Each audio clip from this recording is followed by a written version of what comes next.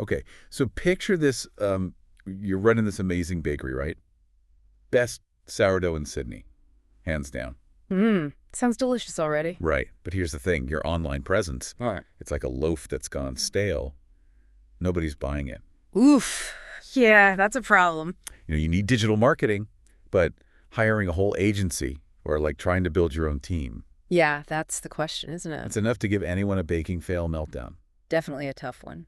So today we're diving into this article from Now Technology Systems to try to figure out this whole agency versus in-house thing for digital marketing. Sounds good to me. Because let's be real, this is a choice almost every business owner faces at some point. Absolutely, and it's a big one. Huge. And it's not one size fits all either. Exactly. And the article really nails it early on when they stress it all comes down to your specific needs. Right? Like our bakery owner with the killer sourdough, she doesn't need the same marketing plan as some tech startup launching an app.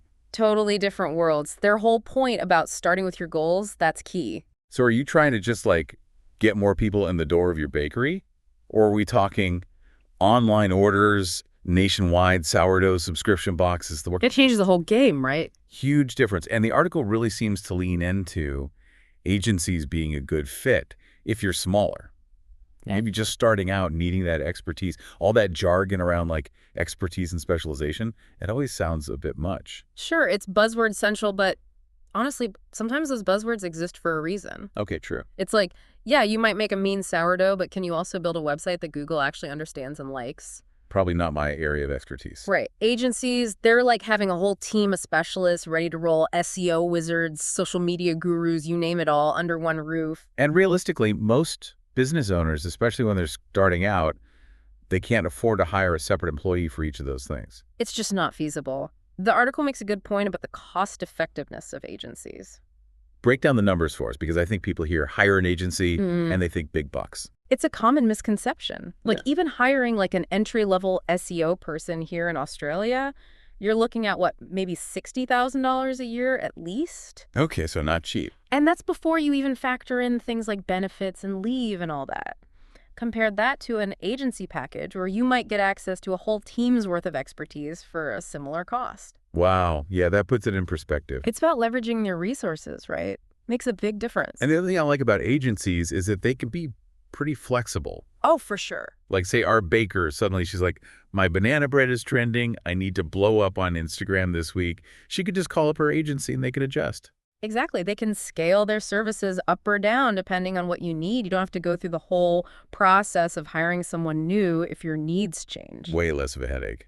So we've talked about some of the good stuff, but the article is honest about some potential downsides too. Yeah, there are always two sides to the coin. One thing that really resonated with me was that feeling of being just another client to an agency.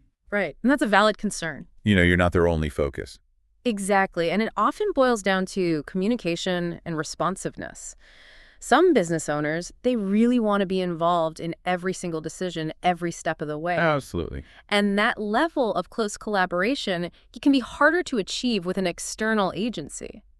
It's like the difference between having your own dedicated baker in-house versus ordering a cake online. Right.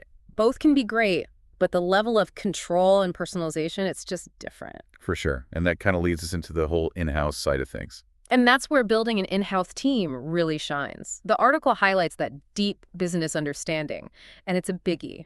Okay, so let's say our baker, she's thinking, I don't want to be just another client. I want a marketing team that gets my sourdough. What are the actual tangible benefits of going in-house besides, maybe getting free pastries? Well, think about it this way. An in-house team, they're in the trenches with you day in and day out. They understand the brand, the vibe, even little things like how regulars take their coffee. Those small details can make a big difference. Exactly. You can't always communicate those nuances to an outsider. And I bet an in-house team, they'd be crafting social media posts that sound just like the owner, using her sense of humor, knowing what resonates with her specific customers. Absolutely. It's about authenticity, right? Right. And it goes beyond just having a consistent voice.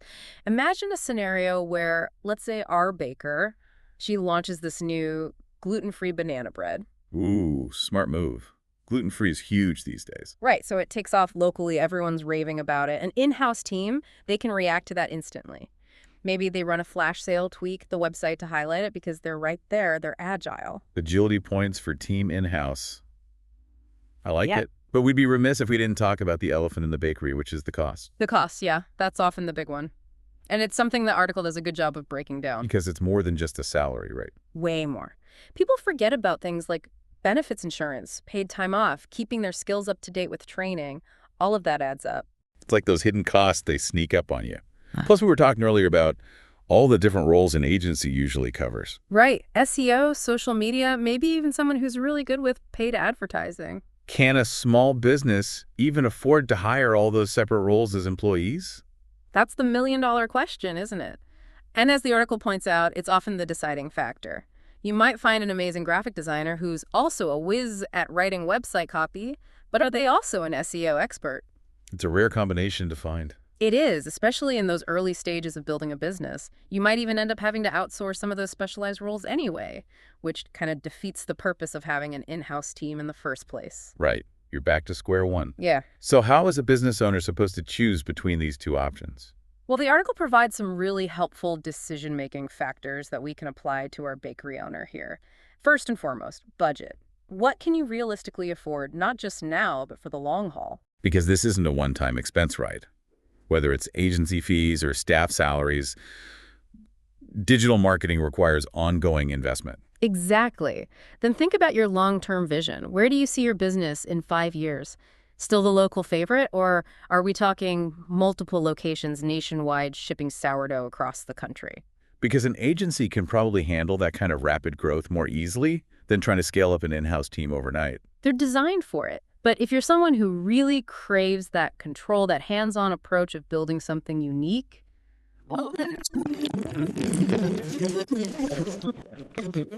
right balance for your personality and your business goals. Oh, and we can't forget the legal stuff. yes, the not-so-fun part of running a business. Because digital marketing isn't all pretty pictures and witty captions. There are rules and regulations we have to follow, especially here in Australia. Absolutely. And those regulations, they change all the time, so it's an important factor to consider. So do you invest in an agency that's already on top of all that legal stuff? Or do you allocate time and resources to making sure your in-house team is up to date on all the latest compliance requirements? It's a trade-off either way. Compliance, not as delicious as a fresh loaf of sourdough, Yeah. but definitely crucial. Okay, so we've covered the pros and cons, the make or break factors, but what if, after all, that our baker's still on the fence? What if she's like, you know what, I see the benefits of both, but I don't want to commit to just one? I love that attitude because here's the thing. The article focuses on making a choice agency or in-house, but what about option C? Option C. I'm intrigued. Hit me with it. The hybrid approach. Ooh, hybrid, like one of those fancy sourdough croissants. Best of both worlds. Exactly. Imagine this R baker. She has a small but mighty in-house team. Maybe to start, it's just one person, a real marketing all-rounder. Okay, I can see that working. Someone who's there day-to-day really gets the brand. Right. They handle the social media, the customer interactions, all that good stuff. The stuff that needs that personal touch. That makes sense. Keep that heart and soul of the bakery front and center. Exactly. And then for the bigger, more specialized stuff, she partners with an agency, think SEO, getting her website ranking higher on Google or even running those targeted Google Ads campaigns to bring in new customers.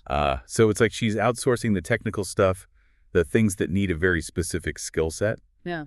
But she's still keeping control of the core brand messaging and that day-to-day connection with her audience. You got it. It's about playing to your strengths. And think of the flexibility. Say Christmas rolls around and she's got her famous gingerbread cookies. Everyone goes crazy for them. The best gingerbread in Sydney. She can ramp up her agency support just for that period to help her manage that huge spike in demand. Then once things settle down, she can scale back down. No harm, no foul. This hybrid approach, it's honestly brilliant. Our baker gets to focus on what she loves, the baking, the connecting with customers.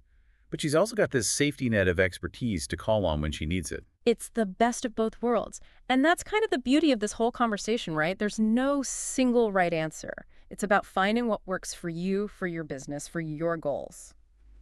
So if you're out there feeling stuck, feeling overwhelmed by this whole agency versus in-house dilemma, remember our baker and her sourdough empire. Don't be afraid to think outside the loaf pan. I like that. Outside the loaf pan? Explore all the options.